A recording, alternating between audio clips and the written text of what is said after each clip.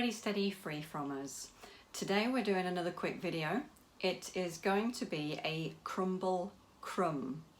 It's going to be a crumb that we're going to make that has various different uses, and it stays fresh and crunchy for a long time, so you can stick it in the fridge and use it on whatever you want to. You can sprinkle it over yogurt, ice cream, you can use it to layer a fruit and cheesecake mix.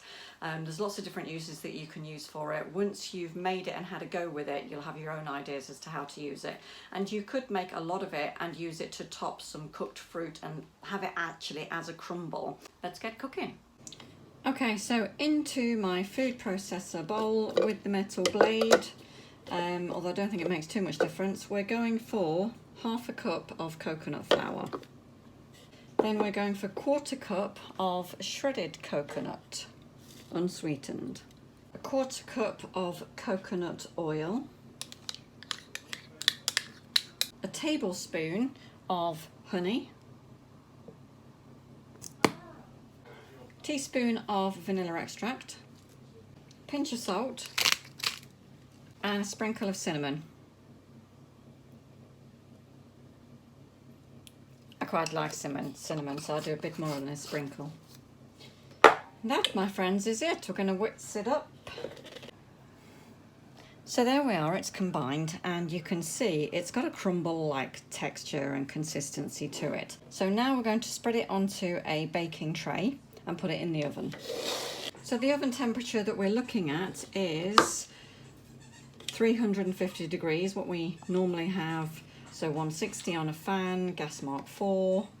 180 on a non-fan, but be careful with this because it catches easy, it burns quickly.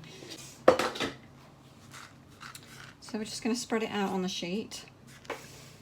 Now obviously if you wanted more you'd have to do a double batch, but this will be lovely just to, I'm going to do it for sprinkling on my breakfast. So I have yogurt and muffin and fruit, and with this sprinkled on the top it's just delicious breakfast. So we're going to pop it in the oven. We're going to go for about 10 minutes, but keep an eye on it because it burns.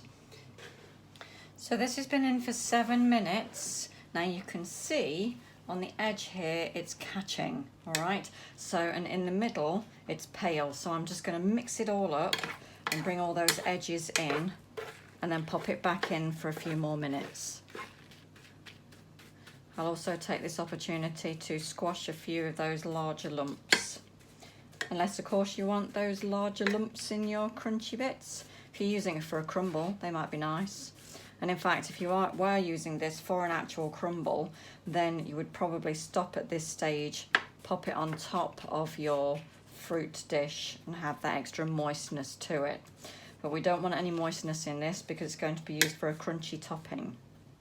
Okay, so there you can see it's a more even colour across the bake, and it's got some lovely rich golden pieces, some dark golden pieces, and that's absolutely lovely. So we're going to leave it to cool, and hopefully the rest of that moisture will just go off in the cooling process.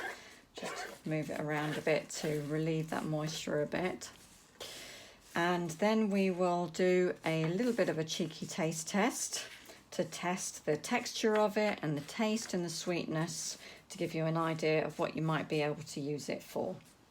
Right, so here we have the finished product, and you can see it's very crumbly, it's quite crispy, so the bits are dry and it's crumbly. It's fantastic. Okay, so we're going to do a cheeky taste test. Now I would normally do a cheeky taste test with the yogurt here, but I haven't got any. I've got some making, so I'm using a bit of ice cream. So we're just going to use a little bit just to kind of sprinkle it on.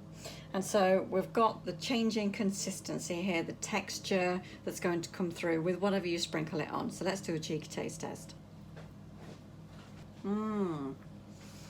So it's like having little bits of crushed biscuits in with the dessert, and it's so nice with the yogurt. I can't begin to tell you. That's the reason that I've made it, actually, because it just goes so well, and I've been missing it since I ran out. A flavour, it's got a lovely sweetness to it, and obviously it's coconutty, but it's really got a lovely flavour to it, and the sweetness is just spot on. It's not too much, not too little. You can't really taste the cinnamon, to be fair, which isn't a bad thing, because cinnamon doesn't go with everything, and so you could even skip the cinnamon if you wanted to. So there we have it. So it's a crumble crumb that you can use with whatever you like. So like, comment, share. I will see you next time in the kitchen.